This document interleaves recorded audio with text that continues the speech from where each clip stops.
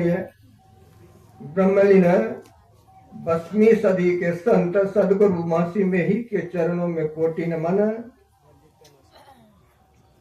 मंचासीन अरुण बाबा, विजय बाबा, आप लोग के चरणों में भी कोटि कोटि नमन। संबित समादरणीय सज्जन वृंद, भक्तिमती माताएं, बहनों, ग्रामवासियों, बच्चों, सभी के आत्मा को मेरा नमन। अभी आप सुन रहे थे रामायण का पाठ, बड़े भाग मानुष तन पावा, सुर दुर्लभ सब ग्रंथ ही गाढ़ा। अब इसमें सोचने की बात है, तुलसीदास बड़े भाग मानुष तन पावा, क्या कारण है कि हम लोग को बड़े भाग का बात कहते हैं और फिर दूसरे शब्द में कहते हैं सुर दुर्लभ सब ग्रंथ ही गावा। सुर मना होता है देवता, और वह देवता को बड़ा दुर्लभ है। कहने का मतलब यह है कि हमारा शरीर देवताओं से ऊंचा है, जो उनको दुर्लभ है और हमारे लिए सुलभ है।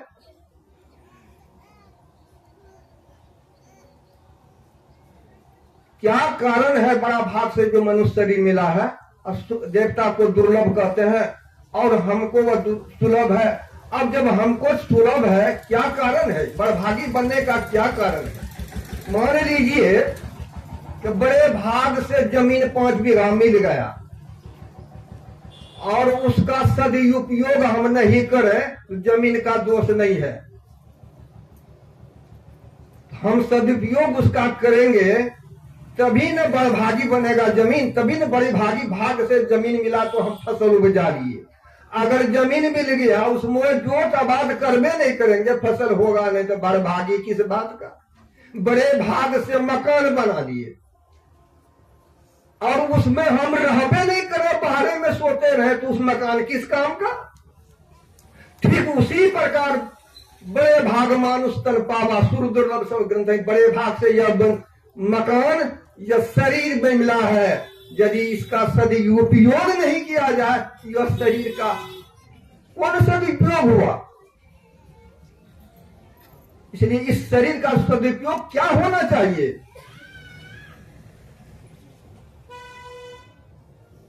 सदुपयोग करेंगे तभी यह शरीर बड़भागी होगा। अब बड़भागी क्या बात का है, इसको पता लगाना चाहिए। कहते साधन धाम मोक्ष कर द्वारा।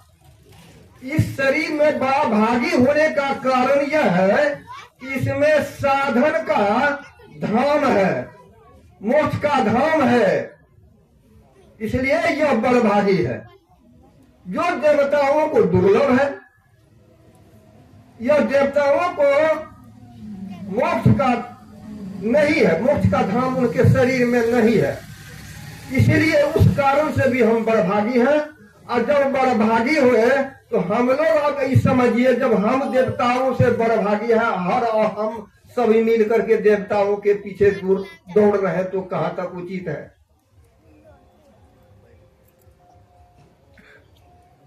बड़भागी इस माने से है कि हमारे शरीर में 3 सीढ़ियां हैं, इंदा पिंडा और सुषमना।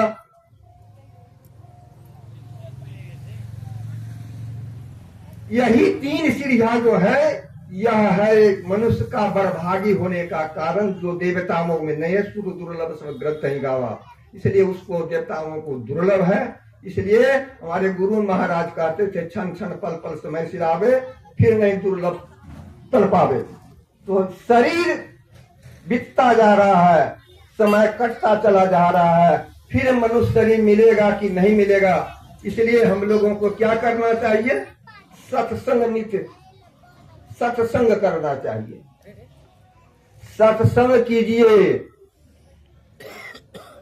गुरु खोज कीजिए, चुनिए गुरु सच्चा, बिना गुरु का ज्ञान पंथ कच्चा ही कच्चा।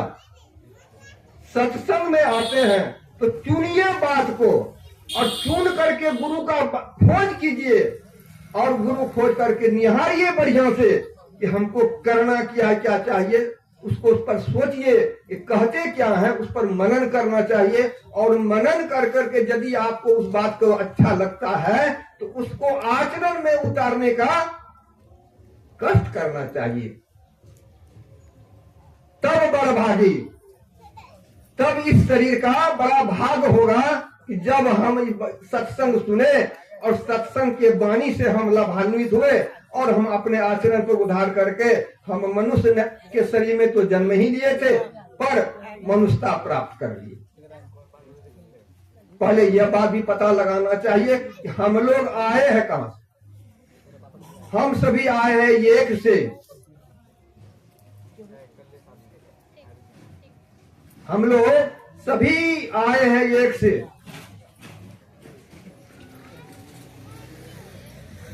सबकी जाति एक। जैसे बर्तन मिट्टी की सूरज लगा करके देख।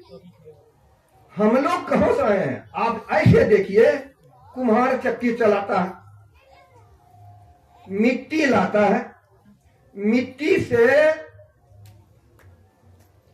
दिया, दिपहरा, हांडी, चकला, बेलना जो बनाना होता है बना करके इसी तरह से ढेर लगा देता है और उसका नाम भी रख देता है। यह किया है, कजरोटी है, दिया है, दिपहरा है, हांडी है। तब इसीलिए कहते हैं कि सबको आए हैं एक से, सबकी जाति है। वो आया कहां से? तो आए मिट्टी से। और मिट्टी से क्या बना? तो दिया, दीपक, हंडी सब बन गया। उसी तरह हम लोग प्रभु परमात्मा से आए हैं और सब अलग अलग बैठे हुए हैं।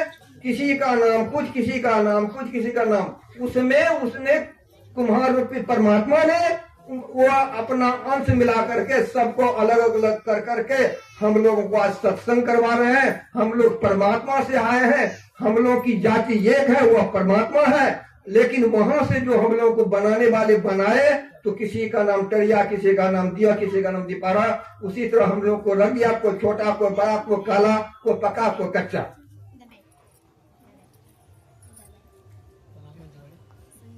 लेकिन हम लोग एक से आए हैं, ये समझिए। अने उसने कैसे बनाया? वही अपना अंश थोड़ा थोड़ा सब में डाल करके उसका वैसा मिट्टी था सब में डाल करके ऐसा बना दिया जो हम लोग चलते फिरते हैं। अने वो अपना अंश, परमात्मा अपना अपना अंश मिला दिया। लेकिन इसमें हम लोग को ये देखना होगा, ये हम लोग संसार में जो आए हैं 84 लाख जोनी, उन जोनियों में से सब में उस परमात्मा ने अपना अपना अंश, अपना थोड़ा थोड़ा अंश मिला करके उत्पन्न किए हैं, रचे हैं। लेकिन उन लोगों को बुद्धि नहीं होने के कारण उसको समझ में नहीं आता है। लेकिन उसमें से सबसे उत्तम शरीर मनुष्य का शरीर है, जो आज हम लोग सत्संग करके और अपने ज्ञान को, ज्ञान होने के नाते हम लोगों को आज ज्ञान का सामना करना पड़ता। सुनते हैं ज्ञान की बात और उस ज्ञान का आचरण करके हम चाहते हैं कि अपने जीवन का कल्याण करें, सार्थक करें। इसलिए कहते हैं सबसे, अगर यदि हम अपना जीवन को कल्याण करना चाहते हैं तो कहते हैं कि सबसे पहले हम लोगों को सत्संग करना चाहिए। कैसे करेंगे इसको? तो पलटू दास जी कहते हैं, सब पलटू सब कार्य करे। सब काम करते थे पलटू दास। ऐसा नहीं सुनिएगा कि संत महात्मा कुदाल नहीं पाते हैं, खुरपी नहीं चलाते हैं। यदि बुजुर्ग हो गए तब नहीं चलाने लायक रहे तो आप लोगों को ज्ञान तो देते हैं, काम तो कर ही रहे हैं। लेकिन आप देखेंगे संत महात्मा का जीवन इतना कष्टमय है कि हम लोगों से भी ज्यादा। लेकिन वह कष्ट हम लोगों के लिए, दुख का दर्द मिटाने के लिए वो अपना दुख सहते हैं। संत ऐसे होते हैं। आज आप लोगों के बीच आप लोगों के बीच महात्मा उपस्थित है संत के रूप, लेकिन कष्ट उठा करके ही आए हैं और अपना ज्ञान गंगा से लभा करके हम लोगों को ओत पोत करके मानव का शरीर जो है उसको इंसान बना करके लाभान्वित करने का काम करते हैं। इसलिए हम लोगों को संत महात्मा की बातों को बड़ा सूरत लगा करके सुनना चाहिए और सुन करके अपने आचरण में उतारने का प्रयास करना चाहिए। तभी हम लोगों का जीवन का कल्याण होगा। आप ऐसे भी देखें कि उस स्थिति में शब्द से ही ना हम लोगों को समझाते हैं। आप भी अपने बच्चे को शब्द से ही समझाते हैं। जैसे कोई बच्चा है, जन्म से आया है, लेकिन उसको कोई ज्ञान वहां नहीं था, वह बाहर आया, आपने उसको ज्ञान दिया, हाथ पकड़ के चलाने का काम आपने किया, बोलने का शैली आपने दिया, बोलने का कार्य मतलब यह शब्द आप ही उनसे बोलवाए। जो आप शब्द कहे, माँ कहो, बाप कहो, बहन कहो, वो अभी वैसा ही कहने लगा। तो शब्द ने था वहां, जब वहां शब्द है, आप सुने, उसको ज्ञान हुआ। ठीक उसी प्रकार हम लोग को संत महात्मा अपने शब्द, अपने वाणी द्वारा हम लोगों को लाभान्वित करते हैं। हम लोग सुन करके उनको आचरण करेंगे। जैसे हमारे लड़का बच्चा घर में जो सिखलाते हैं वो उनको सुन करके आचरण करता है। बाप कहते हैं तो बाप बोलता है, दादा कहते हैं दादा बोलता है। ठीक उसी प्रकार महात्मा जो हम लोगों को कहते हैं, सुन करके यदि वो बच्चा आचरण करता है और यदि उसका आचरण हम लोग सभी मिलकर कर ले तो हम लोग का जीवन का कल्याण हो जाएगा। बोलिए श्री कृष्ण।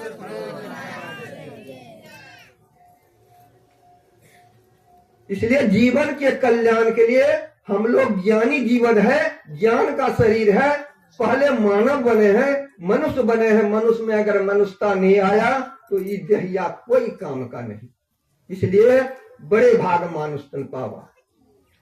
यदि ये ऐसा नहीं कर सके तो रामायण का पाठ में कह रहा था, स्व पत्र दुख पावे सिर धुन धुनी पछता है। तो आप दुख सहने के लिए अपने तैयार हो जाइए।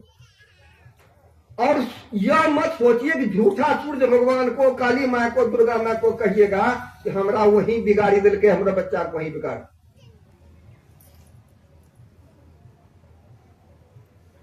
रामायण में ये भी बात आया है, होई सोई जो राम रचि राखा।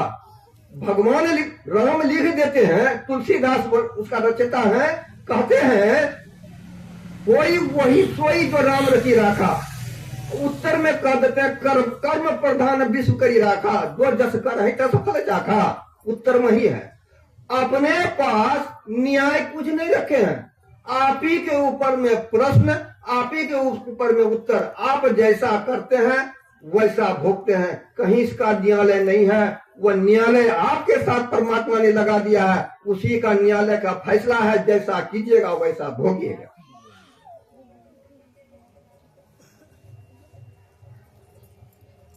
इसलिए हम लोगों को अच्छा सत्संग की बात पर सुनकर अपने आचरण पर उतारने का फैसला लेना चाहिए और उसको सुन करके हम लोगों को लाभ लेना चाहिए।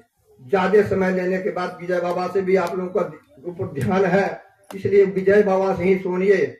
इन्हीं वचनों के साथ अपने वाणी पर विराम देता हूँ। बोलिए प्रेम से श्री सदगुरु महाराज की जय।